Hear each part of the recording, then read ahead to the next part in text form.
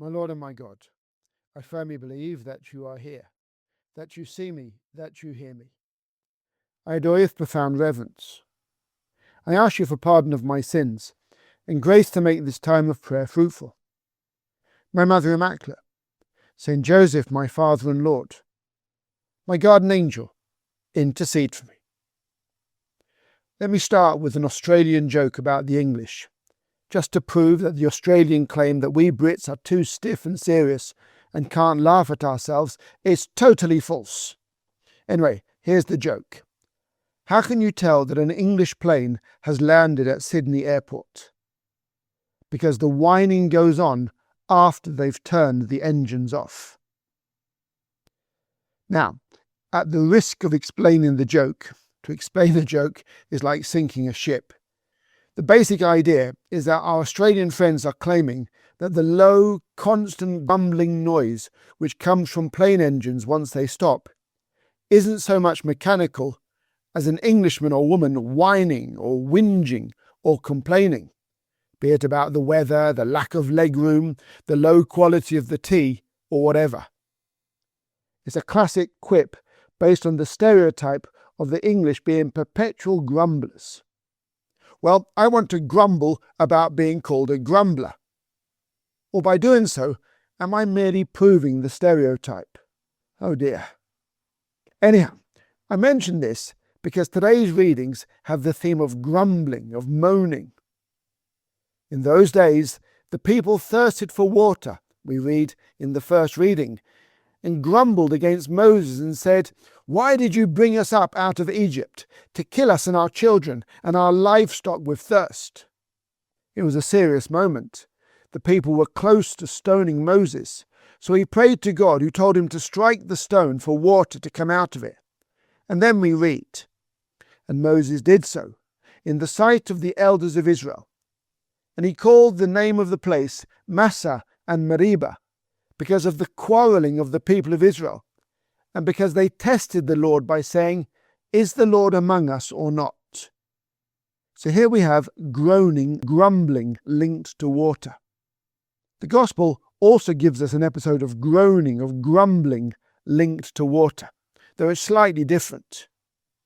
Jesus arrives at a well near a town in Samaria called Sychar. We're told he was weary and that it was about the 6th hour of the day, i.e. around noon, midday. Jesus, humanly speaking, we see you are tired, so tired that you stay at the well while the disciples go off to buy food.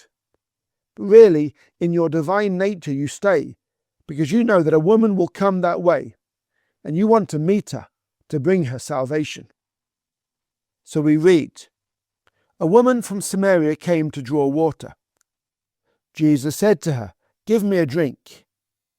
Now this is surprising, and it surprises the woman, and she answers, 'How is it that you, a Jew, ask a drink from me, a woman of Samaria?' St. John then explains why she says this. For Jews have no dealings with Samaritans. Well, that's actually a massive understatement. It would be more accurate to say that Jews and Samaritans hated each other with a vengeance. Now's not the time to go into this, but suffice to say that a Jew would never have drunk from a container which a Samaritan had drunk from. So the woman was genuinely surprised. But in her response, we also see that she was feisty, or perhaps better said, testy, in the sense of being irritable, sharp-tongued. We could even say grumpy. Her response to Christ is downright rude, and shows that she fully shares the prejudices of her people against the Jews. It's to be assumed that she recognized Jesus' Galilean accent, i.e. that he was a Jew, not a Samaritan. And what quickly becomes apparent in this scene is that this is not a happy woman. First of all, there's the detail that she's going to get water alone at midday, which is the hottest hour of the day. Why doesn't she go for water in the early morning with the other women of the village? The reason soon becomes clear. Her life is in a mess. A discussion ensues about water in which you, Jesus, offer her the spiritual water of grace. But she can only think about running water. So you say to her, "Go call your husband and come here." And how does she answer? She tells a sort of convenient lie, or at least a half-truth. The woman answered him, "I have no husband."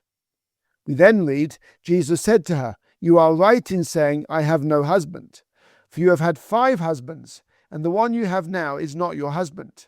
What you have said is true." Whoa! We can almost feel like saying, ouch. You really strike her, Jesus. You really get into the mess of her life, and we can see that she wasn't comfortable. She didn't want you to get into her personal life, and let's just say that she was economical with the truth. But you, Jesus, show that you know only too well the sordid state of her personal life.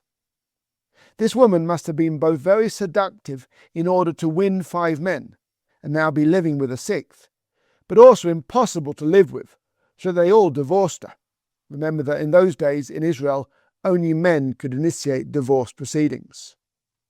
This unhappy woman, spurned by the other women of the village for her difficult character and her sordid marital situation, goes alone each day, lonely in the blazing heat, to get the water she needs for survival. But she's quick too with her tongue, firing back barbed replies like the one she tried to give Jesus. And she's also cagey about her private life, and she doesn't want to open up because she's ashamed of it. She then tries another trick, which people often do. When you, Jesus, enter her life, she tries to get out of it through an argument. That's a very typical trick, isn't it? When you present them with an uncomfortable truth, people try to dodge by starting an argument. So she tries to start a religious argument, going back to that long dispute about where God should be worshipped, whether it was in the temple in Jerusalem or here in Samaria. The woman said to him, "Sir, I perceive that you are a prophet." You can almost see her coughing out that statement, so embarrassed she must have felt. And she continues, "Our fathers worshipped on this mountain, but you say that in Jerusalem is the place where people ought to worship." This woman is a grumbler, sharp-tongued, lonely and bitter, seductive no doubt, perhaps physically attractive, but impossible to live with, full of prejudice, and who avoids facing up to her own problems by arguing with others. Are we like that in any way? Instead of accepting a correction, we bite back. We start an argument. Corrected ourselves, we accuse the other. We live by grumbling. Jesus, you then get to work on the woman's soul, and we see that little by little you act to change her heart. First of all, you tell her that worshipping God isn't confined to a stone temple. We can worship God everywhere, as long as our attitude, our heart is right. Jesus said to her, "The hour is coming, and is now here, when the true worshippers will worship the Father in spirit and truth, for the Father is seeking such people to worship him. God is spirit, and those who worship him must worship in spirit and truth. Lord God, may I also worship you in spirit and truth. I don't just want to come to church and give you empty lip service." Elsewhere, Jesus, you rebuked the Jews when you said, "This people honors me with its lips, but its heart is far from me." Jesus, I confess that I can come to church and my heart is far from you.